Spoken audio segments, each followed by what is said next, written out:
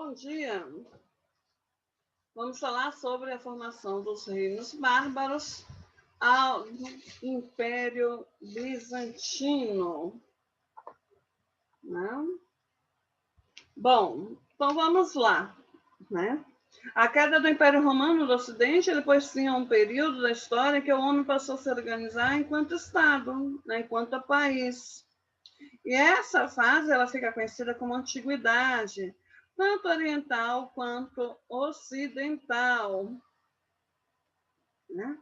Entre os povos considerados bárbaros, destacam-se os francos, que a partir da região da Gália se organizaram, formaram um reino, né? Com o rei Clovis teve início a dinastia Merovingia. Os francos atingiram seu auge durante o governo de Carlos Magno, né, conseguindo executar uma política de expansão bastante consistente, e seu governo ele foi tão bem sucedido que o nome dado ao governo dos francos foi Império Carolíngio. Né?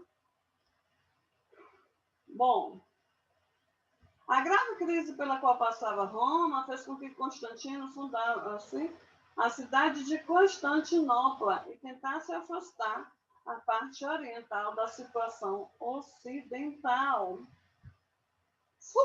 Funcionou, em parte, pois o Império Bizantino não só sofreu a queda do Império Romano, como também criou sua própria religião, né? Consolidada no evento que veremos mais adiante, chamado de Cisma do Oriente, do qual surgiu a Igreja Ortodoxa, seguida pelos bizantinos. O auge do Império Bizantino se deu com o governo de Justiniano,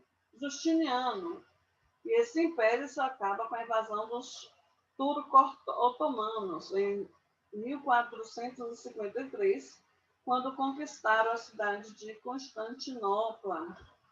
Os turcos otomanos eles se originaram na Anatólia, né, que hoje a gente chama de Turquia, certo?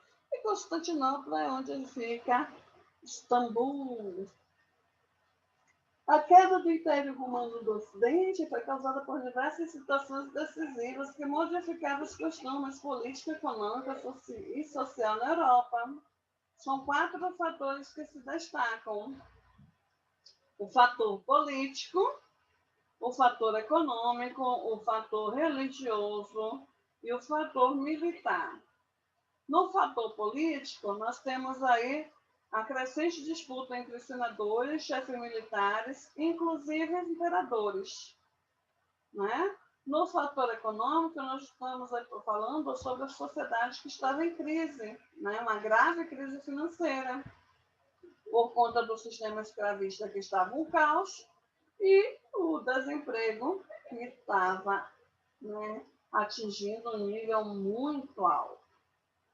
Dentro do fator religioso, nós estamos aí a questão do crescimento do cristianismo, né, que passou a ser praticada pelos plebeus, né? E no fator militar nós temos a questão dos bárbaros, né, que entraram para o exército e depois foram ser mercenários, o que fez com que as defesas territoriais de Roma acabassem se enfraquecendo. Aqui é um mapa, né, dos reinos bárbaros. Né? Nós temos aí os suevos, os visigodos, os vândalos, o Império Bizantino aqui, ó, Bizâncio, né? Os eslavos, os gépidos, os ostrogodos, burgúndios, os saxões, francos, alamanos e anglo-saxões. Perigosíssimos. Bom,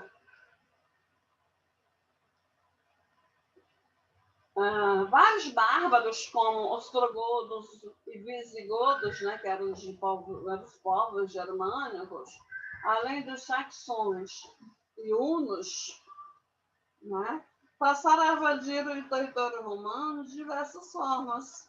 Né? Uns invadiam de forma pacífica, né? Se protegendo de outras invasões.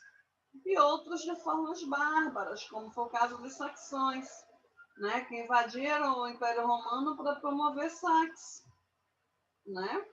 E isso, pegando Roma, que já estava passando por crises, que já estava com crise econômica, com esses saques, tiveram uma crise muito maior, né? Mais acentuada, né?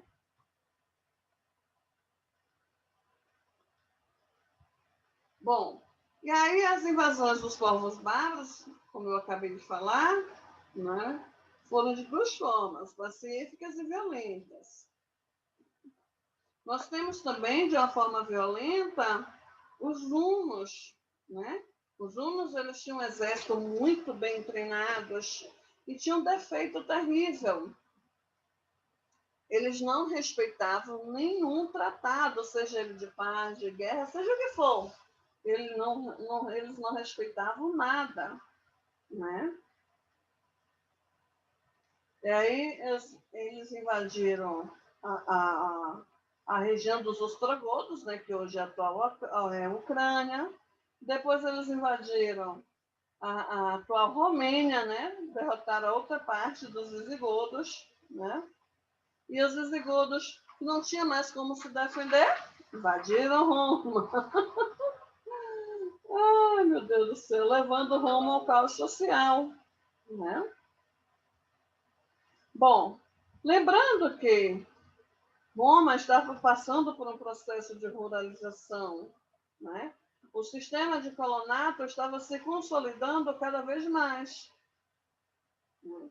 O que fez com que, né, esse poder político de Roma, né, levasse à formação dos reinos bárbaros e dos feudos, que lá no que vem a gente vai ver no assunto feudalismo, né? Bom, os povos germânicos,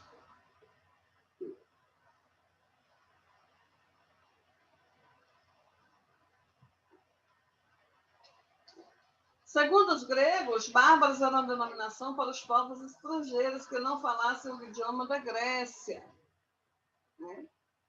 Com o tempo, os romanos acrescentaram essa definição o conjunto de características sociais e culturais.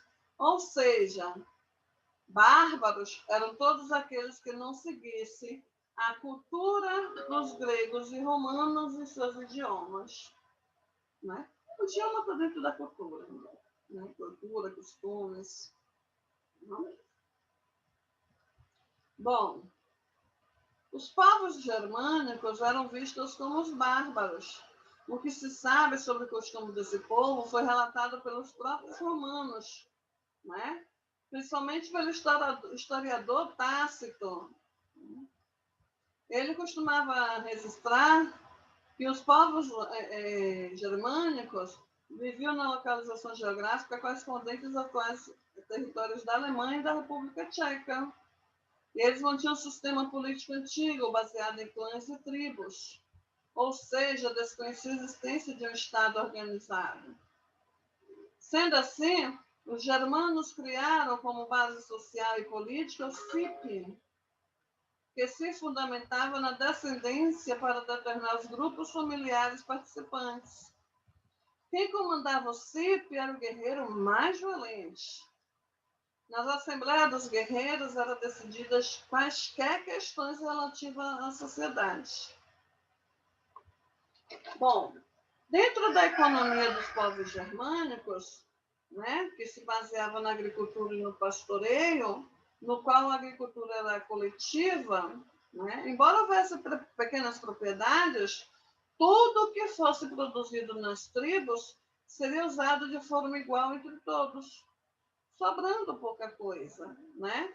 E essa pouca coisinha que sobrava, eles tinham um pequeno comércio que resumia a troca entre tribos, né? O famoso escambo, não havia dinheiro, né? Não que não houvesse dinheiro, a questão nesse momento aí, eles não fazia comercialização com dinheiro.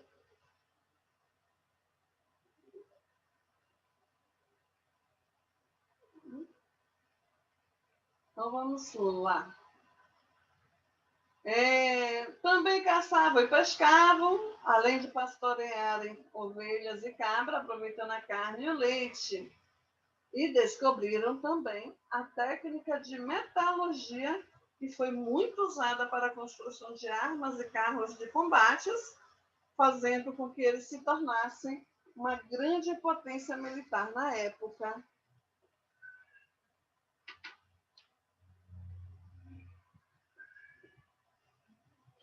A formação dos reinos bárbaros. Bom,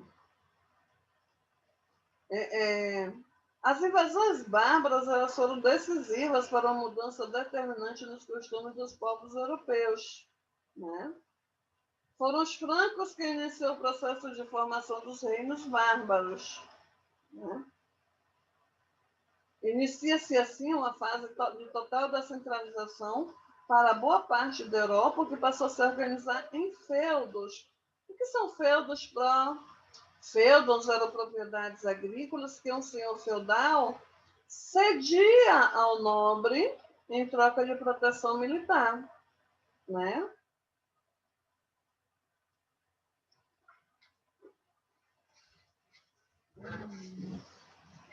Bom, os reinos francos tiveram duas fases distintas, como a gente já viu, né? Que foi a dinastia Merovingia, pelo chefe franco Clovis. Depois, dentro da dinastia Merovingia, vem Carlos Martel e Pepino, o Breve, que foi filho de Carlos Martel, né? Carlos Martel. E aí, o que acontece? Acaba esse período aí, da dinastia Merovingia, e surge o Império Carolíngio, é o que faz com que os francos tenham o seu auge, né? Quando Carlos Magno, que foi filho de Pepino, Breve, né? Cria lá o Império Carolíngio. Bom, Pepino Breve, quando eu era aluna como vocês, eu fiquei muito curiosa. Por que Pepino o Breve? Né? Ele teve um breve reinado, né? A dinastia foi muito curta. O que aconteceu para ter esse apelido? Né? Porque tinha essa questão nessa época aí não se tinha os sobrenomes como temos hoje. Né? Por exemplo, era Carlos dos francos, era Antônio dos germanos. O sobrenome deles eram as cidades onde eles nasceram. Né? E aí, depois eles começaram a adotar como se hoje a gente pensa por apelido, né? Então, por que o Pepino Breve? Eu fiquei com isso na cabeça, mas lembrando a vocês que quando eu tinha a idade de vocês, praticamente não tinha internet ainda, né? E depois foi surgindo, mas a internet era para rico. A biblioteca ficava longe, né? Daqui eu moro em Lauro de Freitas, a biblioteca ficava nos Barris, em Salvador. Então a gente só ia para lá em caso de extrema necessidade. E com o passar dos anos esqueci esse assunto, até que eu entrei para ser professora, né? Há 12 anos atrás. Aí um dia eu dando aula para o sexto ano, veio esse assunto. E aí tudo voltou na minha mente. Por que Pepino Breve? Aí eu fui pesquisar. Por que Pepino Breve? Ele teve um ano, 2 anos, 5 anos de reinado, por isso chamaram de breve. Entrou hoje, morreu amanhã, sei lá. Aí eu fui descobrir que era porque ele era extremamente direto, né? Ele era rígido em sua postura, com ele era sim ou não, né? Sim ou não, não havia retrucamento, não tinha de dizer o céu tá lindo. Não, o negócio dele é direto, o céu está azul e acabou. Por isso que era Pepino o Breve. Desculpe com esse assunto, pessoal. Vamos lá, dinastia Merovingia, né? Eu já falei para vocês, a dinastia Merovingia começa com Clovis, depois vai para Carlos Martel, até seu filho Pepino, o Breve. Imagine, você gosta de salada de quê? De pepino. Oh, foi degolado. Deu para entender? Ai, piada horrível. A dinastia Merovingia, ela dura aí quase 300 anos. Ela vai de 481 a 751, né? Os francos migraram para a região da Gália no início do século V. Sua civilização atingiu um alto grau de complexidade quando chegou a fase do Império Carolíngio, né? Clovis, chefe de uma das várias tribos de francos, foi coroado rei. É nesse momento que marca a origem da dinastia Merovingia, né? Por que Merovingia?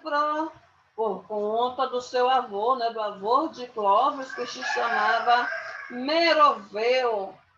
Ele foi um grande guerreiro franco, né? Considerado um herói. E aí eles colocam dinastia Merovingia. Bom, Clovis foi escolhido pelo rei. Desculpa. Clovis foi escolhido rei devido a uma aliança estabelecida com a Igreja Católica, que legitimava Clovis como rei, e ele estabeleceu o cristianismo como religião dos francos. Além disso, ele se converteu cristão, né? Ele fez ele se batizou, se tornando cristão, né? A única estrutura política que havia sobrevivido à queda do Império Romano do Ocidente havia sido a própria Igreja Católica. E para garantir sua força e influência numa Europa descentralizada e dividida em vários reinos e grupos humanos, a Igreja teria de se aliar aos reinos e feudos, né?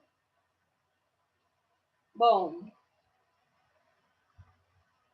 duas situações fizeram com que a dinastia Merovingia ela se acabasse, mas chegasse ao fim. A primeira foi a sucessão dos reis, né? Porque havia vários descendentes e eles disputavam entre si de forma violenta, né? E acabavam se matando. O outro motivo estava na dificuldade de estabelecer um reino centralizado. Observe que nesse período ainda não havia a colocação de posições, né? Então, os filhos do imperador, do rei, eles acabavam se matando, né? Porque eles queriam a posição, eles queriam assumir o reinado. Né? Você vê o que é a ganância não começa de hoje, né? Aí, depois disso, eles começaram a estabelecer uma hierarquia, né? Depois de muitos reis perderem seus filhos, né? E aí eles pensaram numa forma e chegaram na seguinte conclusão. Se eu tivesse 3 filhos, o primeiro iria herdar a posição, né? Seria o novo rei. O segundo, ele iria para a igreja, iria ser padre, né? É aí que a Igreja Católica se torna uma das maiores potências do mundo. É com essa decisão, né? Por quê? Porque ele entraria para a igreja, por exemplo, eu tive os 3 filhos, peguei o rei, meu reino eu tenho uma reserva de 1 bilhão, né? Mais propriedade, exposição, papapá, papapá. Então, a posição, as propriedades e tudo mais vai para o meu filho mais velho, ele vai ser o novo rei. O segundo desses 1 bilhão que eu tenho vai receber 500 milhões. O terceiro também vai receber 500 milhões. Só que o segundo, ele vai para a igreja, ele vai ser padre. Né? Então, padre, não, segundo os preceitos religiosos, padre não precisa de dinheiro. Então, quando ele entrava para ser padre, que eram obrigados, né? Eles doavam aquele dinheiro todo para a igreja. Quando não era em dinheiro, era em terras. Né? Por isso que a Igreja Católica foi, é e sempre continuará a ser uma grande instituição, por conta do número de terras que ela ainda possui até hoje. Né? Então, o que acontece? E o terceiro filho, ele era alinhado a um casamento, né, com uma filha que provavelmente também não iria ser rainha, né, de algum outro reinado. Entenderam? Ia juntar as riquezas, né, ia formar um feudo, porque ele não podia ser rei. Né? Então, a partir desse momento que se cria essa hierarquia. Né? Então, vamos lá. Mas dizem as más línguas que muitos não queriam ir para a Igreja Católica, né, e acabavam matando seus irmãos mais velhos nas corridas de cavalo, essas coisas, né? Jogavam de lá do castelo. É, povo ganancioso. Pronto, vamos lá. A crise chegou a níveis difíceis, o que levou à organização de uma forma de governo que ficou conhecida como prefeitos do palácio. Né? A figura do rei nesse modelo ela fica enfraquecida e todas as decisões políticas e econômicas eram tomadas por esses prefeitos. E o prefeito com maior destaque foi Carlos Martel. Né? E aí a dinastia Merovingia acaba quando Pepino Breve, filho de Carlos Martel, foi coroado rei. Né? Aqui nós temos a seção do Império Franco. Né? Esse território aqui era o território franco. Tá vendo? Aqui foi as conquistas de Clovis. Né? Aqui em rosinha, tá vendo? Foi as conquistas de 1613, 1614 de Clovis também. Né? Essa parte laranja aqui de 714 a 768 também por Clovis. Né? Já essa parte aqui, verde militar, né, foi conquistada por Carlos Magno. E aqui são territórios independentes, certo? Império Carolíngio. Com a chegada ao poder do rei Pepino o Breve, surgiu um novo império, o início do Império Carolíngio, que parecia bastante com a forma de organização dos merovingios, né? E aí duas situações, né, foram responsáveis por caracterizar essa fase. Primeiro, a continuidade da aliança com a Igreja Católica, né, e a expansão territorial dos francos, como eu acabei de mostrar. O principal feito do reino Pepino foi manter as bases e os limites territoriais de seu reino. O Império Carolíngio atingiu seu auge justamente com a coroação de Carlos Magno, filho de Pepino Breve. Né? O início do governo de Carlos Magno foi marcado por conflitos com vários povos em busca da hegemonia do reino franco na região. Né? O processo de expansão foi fruto de mais uma aliança entre os francos e a Igreja Católica. Os papas queriam que houvesse um grande império com bases territoriais consolidadas. E assim eles esperavam enfrentar a força religiosa do Império Bizantino, né? Que também conseguiu manter a unificação, mesmo diante da queda do Império Romano no Ocidente. Em contrapartida, a Igreja daria o título de imperador a Carlos Magno, o que ocorreu por intermédio do Papa Leão III, após Carlos Magno ter conquistado várias regiões, como a Saxônia, né? E o povo saxonês acabou se convertendo ao cristianismo, além da Baviera e do reino de Ávaros. Né? Carlos Magno enfrentou dois problemas centrais. Primeiramente, o Império Carolíngio havia atingido enorme extensão, né? E estabelecer o controle era bastante difícil. Por isso, ele teve que fortalecer seu exército, dando para alguns nobres privilégios e controle sobre determinadas terras, como no caso da atual Espanha.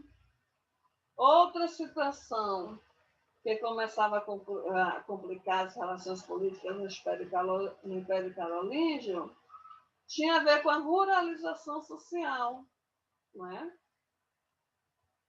Ele teve de conviver com uma economia que se destinava à subsistência. Tudo que se produzia era voltado primeiramente para consumo próprio, o que praticamente eliminava as relações comerciais.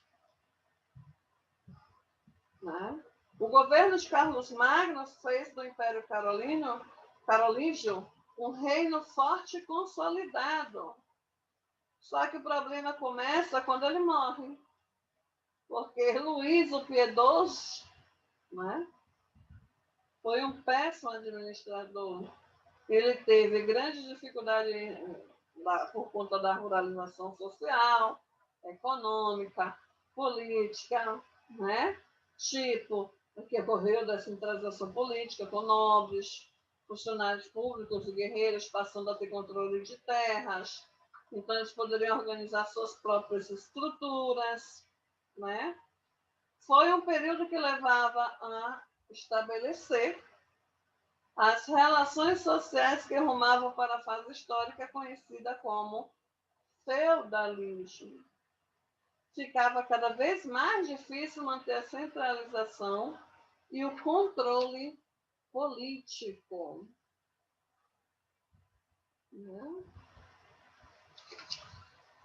Bom,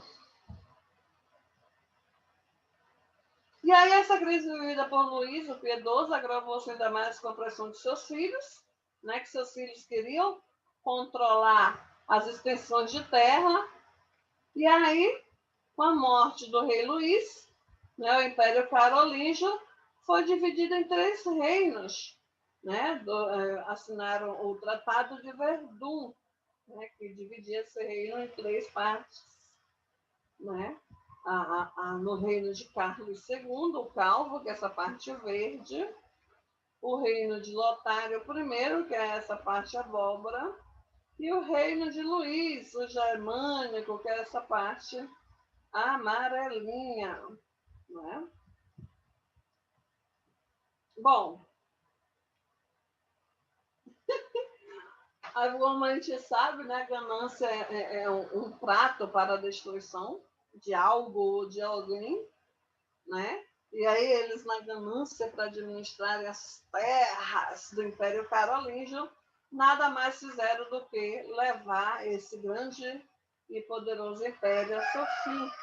Né? Primeiro porque não souberam administrar, depois por conta das invasões, né? Dos links, principalmente. Né? E aí eles tiveram que ceder parte desses territórios para a população.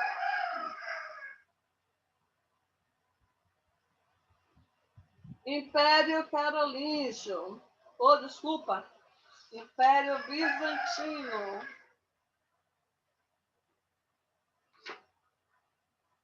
De Bizâncio. Bom, o século V foi um período determinante para as mudanças de costumes e transformações sociais e políticas, né, como a gente já viu, né? Não existia mais um governo centralizado, com exceção do Império Carolíngio. E aí a Europa passou a se organizar em unidades de terra formadas por lotes, né, o que recebeu o nome de feudos. Né? Essa parte da Europa estava descentralizada e ruralizada, né? O que a gente vai chamar aí de Império Bizantino, que sobreviveu à queda do Império Romano do Ocidente, né? Ai, tô ficando velha, meu Deus.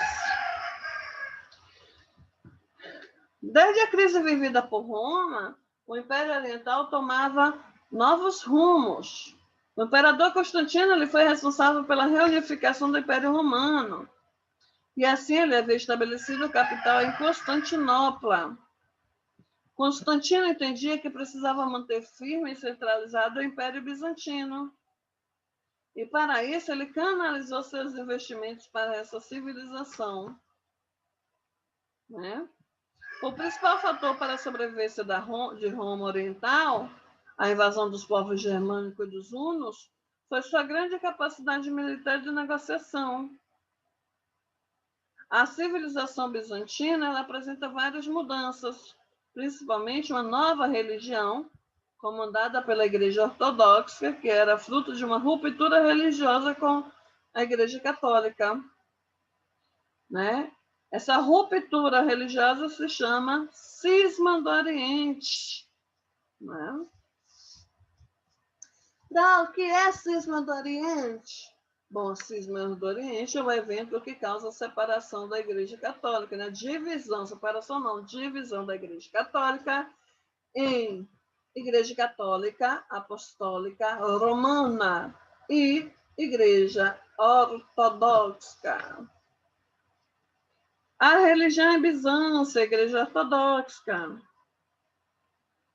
A religião dos bizantinos foi tomada pela influência direta do cristianismo.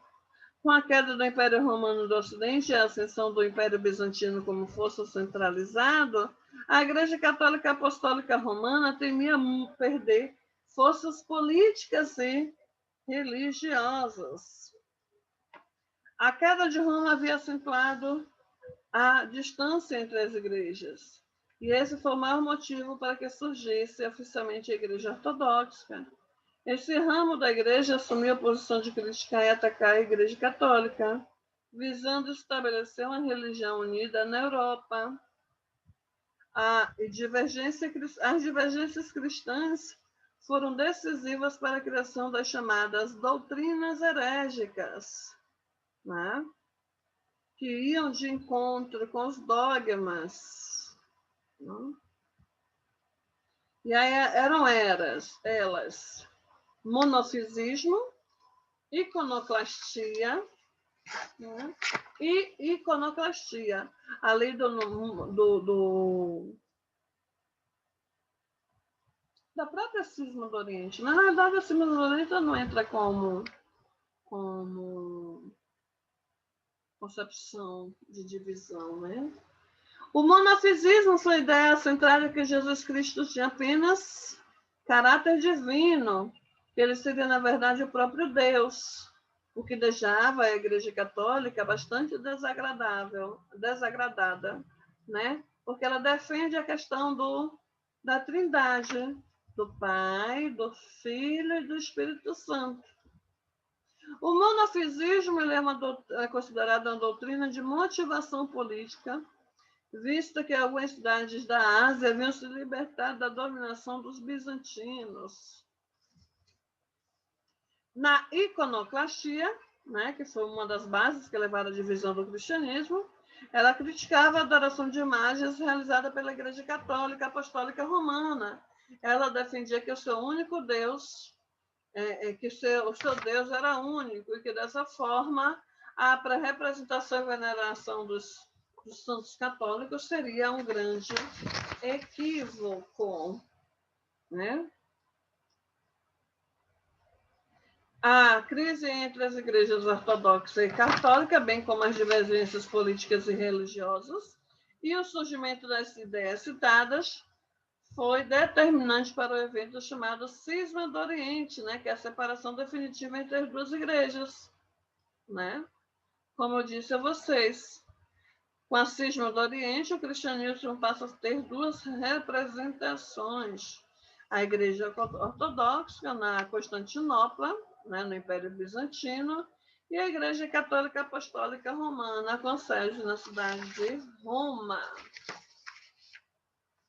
A Igreja Ortodoxa ainda representa algumas diferenças nas práticas e nos dogmas religiosos em relação à Igreja Romana. Embora os sacramentos religiosos dos católicos e os ortodoxos sejam os mesmos, que eles sejam os mesmos entre eles, o batizado e o casamento. No culto ortodoxo, o uso de esculturas é proibido, o que o diferencia do culto católico. Outras diferenças da Igreja Ortodoxa em relação à católica, ela inclui na negação da doutrinação da Imaculada Conceição, né? E a ideia de que o Papa também é pecador não agradou, né? Não agradou a todos e principalmente não garantiu lugar ao céu. Ai.